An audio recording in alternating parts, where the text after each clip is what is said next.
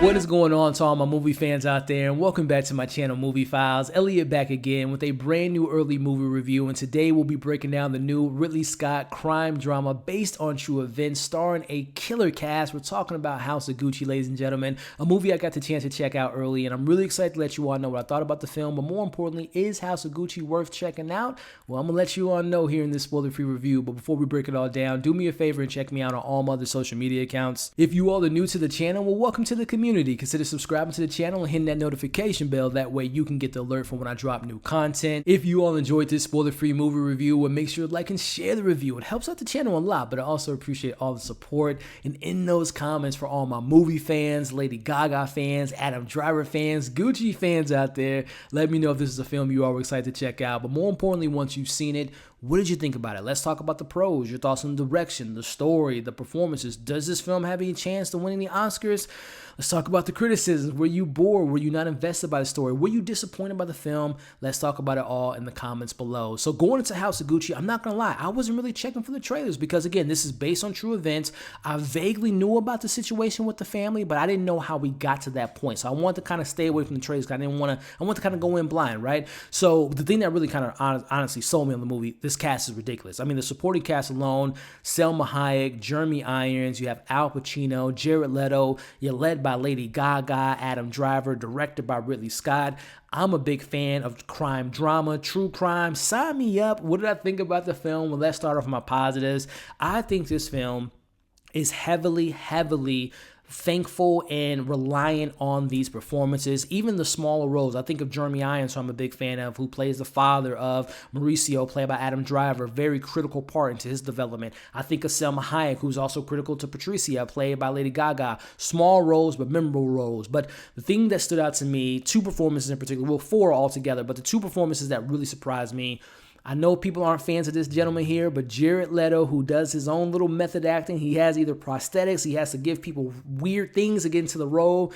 Jared Leto will be the talk of the town when everyone gets a chance to see this film, versus both positively, which I'm leaning more towards, and also negatively, because this film has a lot of different tones. But I think these two characters, Jared Leto and his father, Al Pacino, they really kept me engaged as far as the entertaining aspect of this film, because this film has a lot of stuff going on for him, some really messy stuff that we'll talk a little bit about later. But Jared Leto plays Paolo Gucci, who is the only son of Aldo, who is the CEO of when we introduced the film. Him and his brother run the company, and Pablo wants to get out of his father's shadow, and he wants to take the company to the next level, but he's not as talented as he thinks he is. He's pretty much the black sheep of the Gucci family, and I thought that Jared Leto played that role perfectly, in my opinion. He was a little bit all over the place, and everyone was all over the place with their accents, but I just found that character to be so entertaining, for better or for worse. I was really engaged with him, but I think the thing that really kind of sold me on Jared Leto's performance was his chemistry and this dynamic that he had with his father, again, played by Al Pacino, who is Aldo Gucci, the cool dad, the fun uncle who's willing to spend as much money as he possibly can to have a good time, which is a detriment to that character when you see the film, you know what I'm talking about. But I thought Al Pacino, out of all the different tonal shifts that we'll talk a little bit about later, I thought whether it was in the crime drama element, the family drama element, the comedy elements, he was able to play in all those different genres, and I thought he did a great job in doing so. All of his on-screen chemistry with everyone was fantastic, and I just was really entertained by those two particular characters. And again, I'm not surprised by the performances, because we're talking about two Academy Award-winning actors in Al Pacino and Jared Leto. I was just surprised by how much I was like really entertained by those characters, because they could have just been, which again, I know when people see this, they're not going to probably like Jared Leto, but I just found those two actors and those two characters to be very entertaining. But let's talk about something that did not surprise me, and that's the lead performances. Starting off with Adam Driver. Every time I see this man on screen, he always knows the assignment, and you know, he's 3 for 3 for me this year. He's a great actor. I saw, you know, Annette just recently, The Last Duel, directed by Ridley Scott, and now in this film, you know, he plays our main character Mauricio, and when you meet him very early on in the film, he's someone that he obviously comes from money, and you know, he can get anything he wants, but he wants to create his own path, his own legacy. He doesn't want to get in the business of the Gucci family. He wants to be a lawyer, but it's not until he meets Patrizia, played played by Lady Gaga, and they have their love, and they fall in love, and it's a lot of that first half of the film when we get all that. But seeing his progression from going to this humble individual who wants to make his own legacy to being talked into the family business to ultimately becoming money hungry, ego driven, and making some decisions that kind of ends up, what we see in this film. So I thought that the script didn't really give me all those characteristics from seeing this humble man to this kind of ego-driven person, but I thought it was Adam Driver that made it more believable. It was Adam Driver that gave me that progression of the character more so than the script did. So Adam Driver, fantastic, but I think the person that a lot of people will be talking about besides Jared Leto as Pablo, I think a lot of people will be talking about Lady Gaga as Patrizia Reggiani, who steals the show. She gives a powerhouse performance. I think she will be getting nominated. I don't know if she'll win, but she gives that type of performance. I've always been a fan of Lady Gaga. Don't really listen to her music, but I respect her as an artist. But seeing her as an actress, whether it was on TV first with the American Horror Story, Hotel, Roanoke, she was fantastic in 2018's A Star Is Born, and she is just great in this film. Patrizia, she does such a great job of playing very similar to Adam Driver. You meet them at a young age. You meet her at a young age. She comes from a pretty humble family. They have their own family business with truck driving and stuff like that. She seems very proud of her family, but it's not until she meets Adam Driver's character and she can see maybe a brighter future for herself, and not so much in like this kind of money hungry driven way, but just in a way of like, I can help my family out, I can grow into this empire, I can love my husband and be a part of this family. But then it's kind of, she has this corruption that kind of gets into her. She gets into the greed, she gets into the fame and the fortune, and that kind of corrupts her as this innocent person that we first meet. So I thought that she gave us so much in this role, from the vulnerable moments, the moments you're hating the character, and then the moments you ultimately see her making a decision she makes in the film. So I thought, again, that in the chemistry between Adam Driver and Lady Gaga wasn't as intense as the one she had with Bradley Cooper in A Star Is Born, but I thought those two actors did a great job. And I thought, again, across the board, the performances were fantastic. But Lady Gaga,